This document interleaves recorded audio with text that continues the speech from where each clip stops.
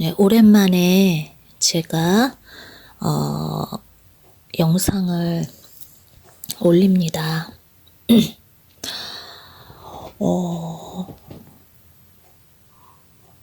제가 예전에도 많이 드렸던 말씀인데요. 지금 말씀을 모두 내려놨어요. 어떤 계기가 되어서 모두 내리게 되었는데요. 또 똑같은 말씀들을 언급하게 됩니다.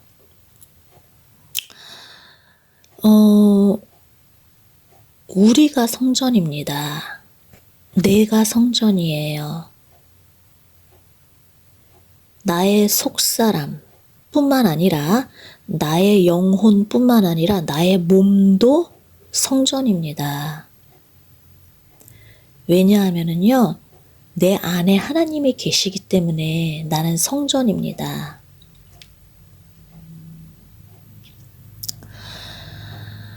이 성전은요, 성전의 구성 원리는요, 말씀이어야 돼요. 이 성전 안에는요, 말씀이 있어야 하는 거예요. 말씀이 지배되어 있어야 하는 거예요.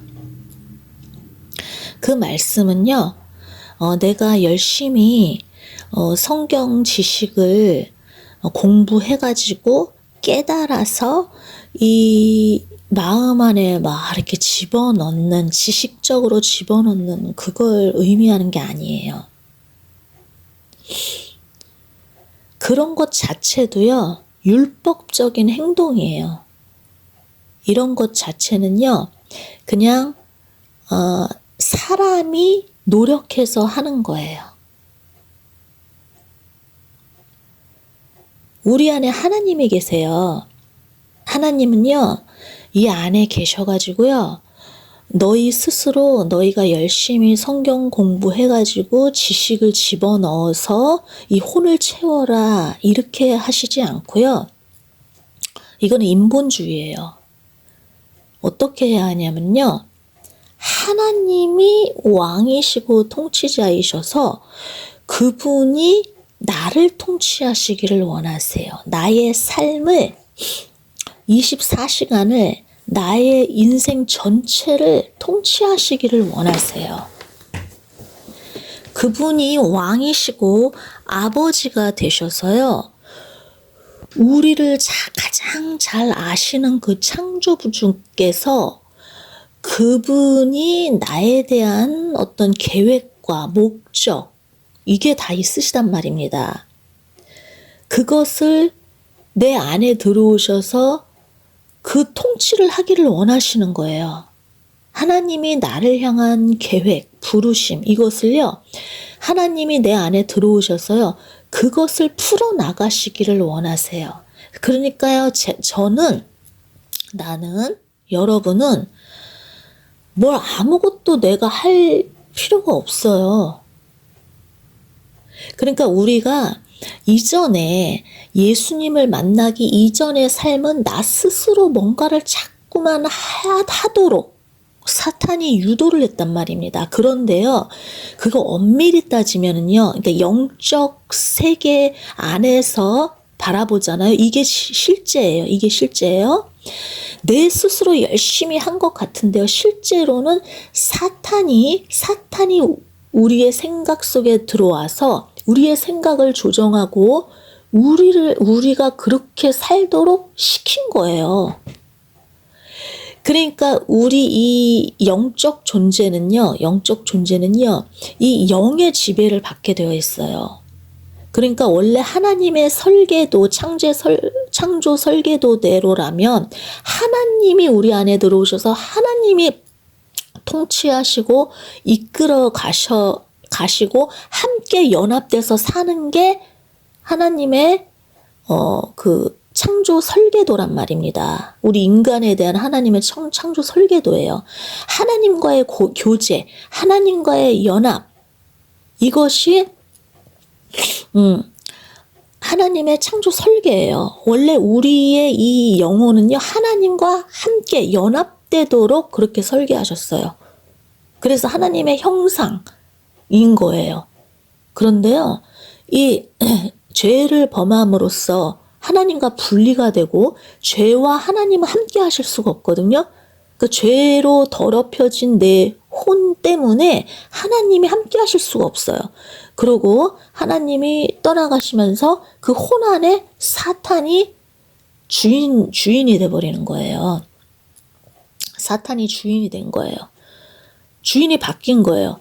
그러니까 원래 하나님이 이 영혼의 통치자이신데 사탄은 빼앗는 자잖아요. 훔치는 자, 거짓말하는 자, 유혹하는 자, 욕심덩어리, 교만, 이런 존재잖아요. 악한 존재잖아요. 악함의 상징이잖아요. 그러니까 이 혼을요 뺏어버리는 거예요. 빼앗고 싶은 거예요. 자기가 통치하고 싶은 거예요. 그 사탄이 자기가 왕이 되고 싶은 거예요. 그래서 우리 안에 들어온 거예요. 어떻게? 유혹해서. 거짓말로 유혹해서 우리 안에 들어와 버린 거란 말이됩니다. 사탄이.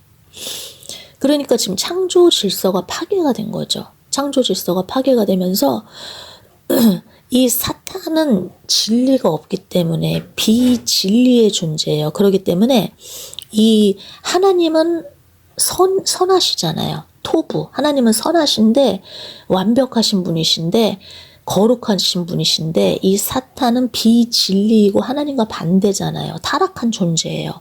그렇기 때문에 그 타락한 존재가 주인이 되었으니 우리의 혼이 어떻게 되겠어요? 타락해버리는 거예요. 사탄 안에는 거룩이 없어요. 타락밖에 없어요. 부패, 타락, 죽음, 멸망 이거밖에 없는 거예요. 증오심, 미움 이런 거밖에 없어요. 악 이거밖에 없어요. 그래서 사탄이 들어와 버림으로 우리의 혼이 계속 타락해 가는 거예요. 우리의 혼의 끝이, 우리의 혼의 결말이 뭐예요? 지옥이에요. 하나님과 영원히 분리된 그 존재는 지옥이거든요. 그쵸?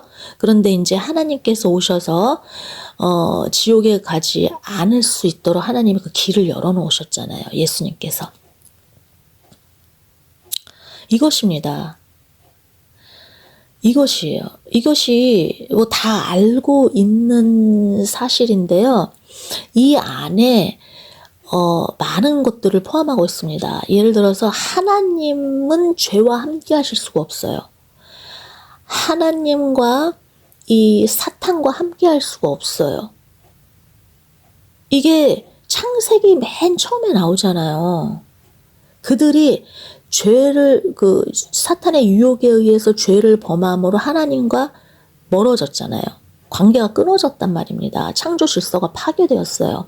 이게 가장 중요한 거거든요. 근데 핵심이에요. 이게 창세기 초반에 나와요. 그런데 이거는요, 변하지 않는 진리예요. 그런데요, 우리가요, 이 진리를 끝까지 붙들고 있어야 되는데 어때요?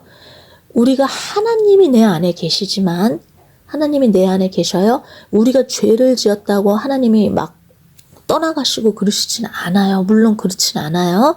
그러나요, 우리가 반복되게 죄를 짓거나 성령을 회방하거나 우리가 고의적으로 죄를 짓거나 어떤 그러한 하나님의 길을 가지 않으려고 하는 그런 습성들이 있어요. 우리 안에는 끈질긴 이 죄의 습성들이 있어요.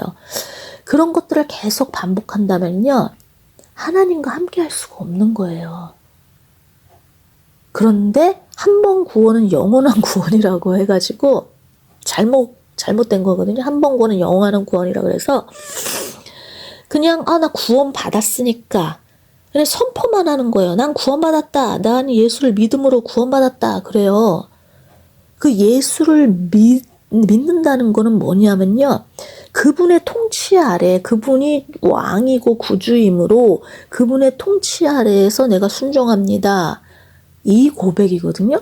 그래서 예수님께서 우리에게 개인적으로 나에게 뭔가를 요구하실 때 그거에 순종하면서 나아가는 삶, 그래서 순종함으로써 그분과 관계를 계속 지속하면서 나아가는 삶이 여야 하는 거예요. 그게 예수님을 믿는다는 의미예요. 믿는다라는 것은요, 순종이에요, 순종. 근데 믿습니다가 아니라요, 말로 믿습니다, 믿습니다가 아니라요. 믿으니까 하나님께서 요구하신 것에 순종하는 게 믿음이에요. 근데 이거는 되게 쉬운 거잖아요. 되게 쉬운 진리인데 이것을 놓쳐요. 사탄이 눈을 어둡게 하는 거잖아요. 창세기 초반부터 하나님은 이미 죄와 하나님이 함께할 수 없다는 것을 이미 보여주셨어요. 예수님이 물론 이루셨어요. 우리가 예수님을 믿으면 구원을 받아요. 그 믿음은 하나님이 주셔서 우리가 값없이 은혜로 받아서요. 그냥 하나님이 들어와 버리셨어요. 저에게 어떤 예수님에 대한 믿음은 없었어요. 그런데 진짜 하나님이 전적으로 하셔가지고요. 은혜 가운데 믿음이 그냥 딱 믿어지면서 성령님이 들어와 버리셨거든요. 들어오시고 제가 막 성경이 엄청 쉽게 막 알아지고 그랬었어요. 초반에. 이런 게 다 진짜 하나님의 은혜잖아요. 하나님이 역사하심 가운데 이게 일어난 거지 저 스스로 이렇게 노력하고 한 건 없어요. 그런데요. 삶에서요. 하나님을 우리 성경 말씀에 나오잖아요. 하나님을요, 왕으로 구주로 모셔야 되는 거예요. 그분이 통치자이고 그분의 말씀에 순종하면서 좁은 길로 그분의 말씀에 순종하면서 가려면요, 그분은 거룩하신 분이기 때문에 세상과 구별되신 분이에요. 그래서 우리가 세상의 문화와 가치관, 세상 그런 생각들, 어떤 철학 이런 거를 다 버리기를 원하세요. 그래서 좁은 문이라고 하는 거예요. 좁은 길, 좁은 문은요, 세상 문화와 가치관이 다 없어져야 하기 때문에 좁은 문, 좁은 길이에요. 왜냐? 우리는 세상 안에 살고 있기 때문에 이것을 버리는 게 그렇게 쉽지는 않거든요. 좁은 문, 좁은 길인 이유가 그거예요. 버리지 못해서. 세상 것 버리지 못해서 그런 거거든요. 그런데 우리가 세상 것을 이것도요, 참 그런데 나 스스로 막 노력해서 막 하는 게 아니에요. 모든 게 하나님과 관계된 모든 거는요, 나 스스로 노력하고 열심히 공부하고 하는 게 아니에요. 율법적인 행위라는 거는 그런 겁니다. 율법적인 행위라는 건 뭐냐면은 하나님이 계셨을 때, 하나님이 그 시내산에서 하나님이 모세를 통해서 이렇게 말씀을 주고 이렇게 하셨을 때도 하나님이 계시는 상황 하에서도 사실은 이들이 불순종을 하기도 했어요. 하나님이 통치하시는 그 가운데서 불기둥과 구름기둥이 있는 가운데서도 물론 순종도 했지만 가끔 불순종도 했어요. 하나님은 그러나 그것을 우리의 연약함이기 때문에 또 수용하시면서 이들을 가리키면서 그렇게 인도해 오셨습니다. 모세가 지도하면서 리드하면서 가는 중에도 그렇게 불순종을 했어요. 그쵸? 우리 인간의 그 애굽에서의 삶을 놓지 못해서 그런 거예요.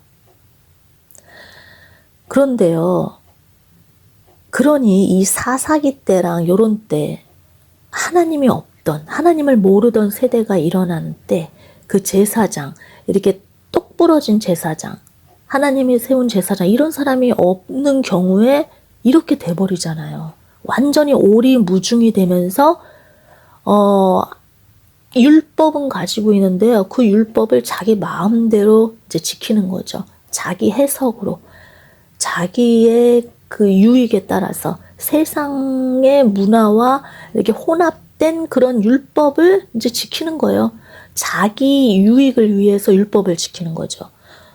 자기 유익을 위해서 어떤 과부와 고아와 이방인들 이런 사람 나그네들을 이제 도와야 된다. 율법에 그렇게 나와 있으면 그것이 하나님의 마음으로 돕는 것이 아니라 하나님을 사랑하고 이웃을 사랑해서 돕는 것이 아니라 자기 유익을 위해서 복받기 위해서 하는 거예요.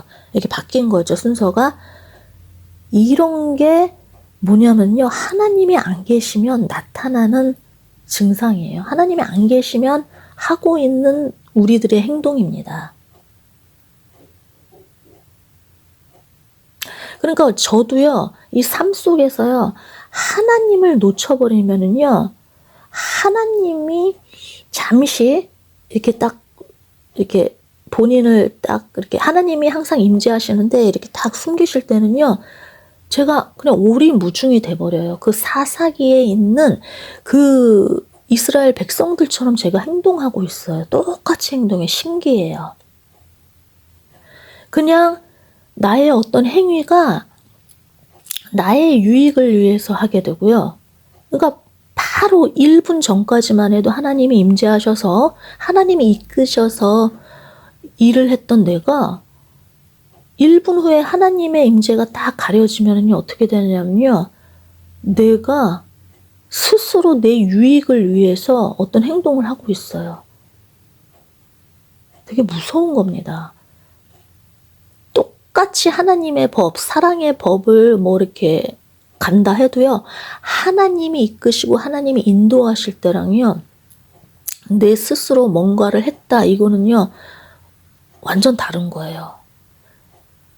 내 스스로 뭔가를 한 거는요, 그냥 자기의예요, 자기의. 그런데요, 하나님이 인도하시고 하나님이 통치하셔서 하나님의 말씀에 순종해서 나아가면은요, 그건 의예요, 의. 하나님의 의예요. 그런데 자기 스스로 뭔가를 하고, 자기가 노력해서 뭔가를 하고 말씀을 내가 지켜야지 해가지고 지키는 거는요, 자기의예요, 자기의. 그러니까 겉으로 행동은 똑같이 했어요. 하나님의 말씀을 순종했어요.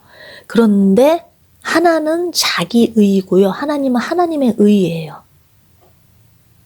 뭐냐? 율법적으로 행동한 거는 자기의가 되고요. 이게 하나님에 의해서 순종한 것, 즉 하나님에 의해서 순종했다는 거는 하나님에 의해서 행동한 거죠. 그 행함은, 그 행동은 똑같은 행동인데 그 행동은 하나님의 의가 되는 거예요. 하나님의 의는 관계 회복입니다. 샬롬이에요. 하나님의 의는 관계 회복이에요. 되게 중요한 것입니다. 그런데요, 이 중요한 것을요, 우리는 놓쳐버리고 살아가요. 그러면 어떻게 하면 내가 이 하나님의 말씀을 지키는 것은요, 굉장히 쉬우면서도 어려운 것인데요. 그것은 하나님과 함께 동행, 연합이 반드시 있어야 하는 거예요. 그게 없으면은요, 그냥 자기의예요. 그냥 자기의. 그러면 얼마나 수많은 사람들이 다 자기의를 행동하는 거 아닌가 이렇게 생각할 수도 있는데, 이거는 저의 개인적인 그냥 생각인데요. 그냥 듣고 흘리셔도 됩니다. 이 얘기는 뭐냐면은, 하나님은 우리를 심판하실 때 공의로우신 하나님이시잖아요. 그런데 그 하나님의 공의는요, 뭐냐면은요, 긍휼과 자비, 긍휼이 바탕이 된 공의예요. 이렇게 아주 무서우신 심판자이시긴 하지만 긍휼이 바탕이 된 공의예요. 긍휼이 바탕이 된 공의라서, 예를 들어서 어떤 사람이 성도인데 몰라요. 깨달음이 없어요. 뭐 어떤 그런 하나님의 말씀에 대한 지식이 덜한 성도가 있고 어린 성도들이 있을 거 아닙니까? 그런 분들에 대해서는 어떤 하나님의 자비가 있지 않을까? 왜냐하면 그분은 그 말씀의 지식을 공급을 못 받았으니까. 목회자로부터 공급을 못 받았다던가 어떤 그런 공급을 못 받았기 때문에 그 수준에서만 이렇게 행동을 할 수가 있고 이럴 거 아니에요. 그러면 그분들에 한해서는 하나님이 그러한 것들을 이렇게 감안을 해서 심판하시지 않을까, 전 그렇게 생각합니다. 또 전 세계적으로 봤을 때도 그럴 수가 있겠죠. 어떤 전쟁이 있는 나라나 또 좀 너무나 가난한 나라 이런 데서는 정말 어떤 생명의 위협 이런 것과 막 사투를 벌여야 하는 그런 상황 속에서 또 하나님의 말씀을 막 순종하면서 지키고 제자로서 살아간다는 삶은 쉽지 않잖아요. 말씀을 지키는 게. 그러한데 그들 가운데 하나님은 어떤 국률이 바탕이 된 어떤 그런 공의를 행하시지 않을까. 하나님의 심판대 앞에 섰을 때. 그런 생각이 듭니다. 이거는 저의 생각입니다. 그리고 오히려 목회자 같은 경우에는 그분들이 하나님을 체험한 사람들이잖아요. 하나님과의 동행관계 속에 있는 사람들인데 자기 부인을 하지 않고 자신의 어떤 그런 것들을 고의로 불순종한다든지 이러함으로 인해서 말씀이 변질됐다던가 이런다면 성도들에게 잘못 가르쳤잖아요. 그러면 그 목회자에 대해서는 엄청난 하나님이 그런 심판을 내리시지 않을까. 왜냐하면 그분에겐 책임이 따르거든요. 맡겼거든요. 양들을 맡겼는데 그렇게 인도하지 못한 죄. 그래서 그분들에게는 엄청난 대가가 있지 않을까 그런 생각이 듭니다. 그리고 그 사복음서에 보면은요. 그 종교 지도자들을 하나님이 굉장히 심판하시잖아요. 질타하시고 굉장히 하시잖아요. 저는 그 모습을 보면은요, 사복음서에서 예수님이 그 종교 지도자들을 심판하시는 걸 보면, 그 심판이 마지막 때 우리가 하나님 앞에 섰을 때 하나님이 하시는 심판 아닐까. 종교 지도자들에게 엄청난 무거운 심판을 내리시지 않을까. 왜냐하면 그들은 하나님을 체험했기 때문에 저는 그런 생각이 듭니다. 그래서 이 말씀을 만난다는 거는 굉장히 두렵고 떨리는 일이고 하나님과 온전한 연합이 되어 있지 않으면 안 된다는 생각이 듭니다. 이 제자, 하나님의 말씀을 맡은 자, 이 목회자 이런 분들, 양들을 하나님이 맡긴 분들이라면 그분들의 심판은 엄청날 것입니다.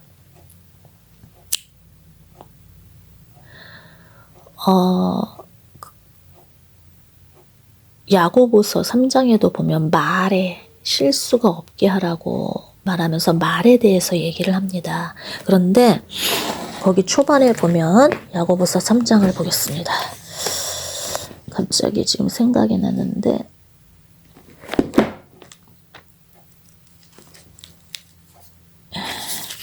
야고보서 3장 되게 야고보서는 굉장히 중요한 말씀이에요. 야고보서 같은 경우에는요. 야고보가 그분이 하나님과의 이제 동행 관계 속에서 자신이 이제 그 삶에서 구른 그 훈련, 하나님으로부터 받은 훈련들을 본인이 이제 하나님이 이제 감동을 주셔서 성령님의 감동을 주셔서 이렇게 말씀을 전하는 것입니다. 모든 그 말씀들이 다 그런 것 같아요. 여기 성경 말씀들이 특히 이 사도들이 남긴 이 말씀들은요, 본인들이 뭐 그냥 무조건적으로 자신은 어떤 그런 훈련도 전혀 안 받은 상태에서 성령님의 감동을 주셔서 말씀을 전한 게 아니라요, 자신이 삶에서 굴러서 훈련을 충분히 받은 후에 그 훈련을 다 통과했다는 뜻이 아니라 충분히 훈련을 받아서 하나님으로부터 그것을 체험한 후에 이 말씀이 나오는 거예요. 저절로 이 말씀이 나오는 거예요. 그것을 알겠더라고요. 자, 여기서 3장 1절에 야고보서 3장 1절에 보면 내 형제들아 너희 가운데 많은 자들은 선생이 되지 말라. 선생인 우리가 더 큰 정죄를 받을 줄 너희가 아느니라. 그러면서 밑에서부터 혀를 조심하라는 내용이 쫙 나옵니다. 그러니까요. 이게 모든 형제들에게 주는 말씀이기도 하지만은요, 우리 모두에게 해당되는 말씀이기도 하지만 이 선생들 있죠. 가르치는 자, 말씀을 전하는 자, 하나님의 대언자, 선지자, 사도들 막 이런 분들에게 하는 말씀이기도 한 거예요. 이들에게 더 큰 심판이 임하는 거예요. 하나님 앞에서 더 크게 하나님 앞에서 직고해야 할 것들이 있는 거예요. 선생들이 되지 말라고 하잖아요. 많은 자들에게. 서로 선생 되고 싶어 하잖아요. 막 가르치는 자 되고 싶어 하잖아요. 그거 절대로 내려놔야 하는 것입니다. 저도 말씀 안 전하고 싶거든요. 근데 저는 작년 2025년 4월 19일 날 하나님께서 내 양을 먹이라, 내 양을 먹이라, 내 양을 먹이라 계속 말씀하셨어요. 그때 처음으로 말씀하신 건 아니에요. 사실은 저는 2020년부터 하나님과 이제 연합된 관계로 동행 관계 속에서 계속 지금까지 만 6년 그리고 이제 7년째 이제 접어들어서 이렇게 동행하고 있는데요. 그 기간 동안에 하나님이 그런 마음을 계속 주셨어요. 저에게 말씀을 전하는 자로서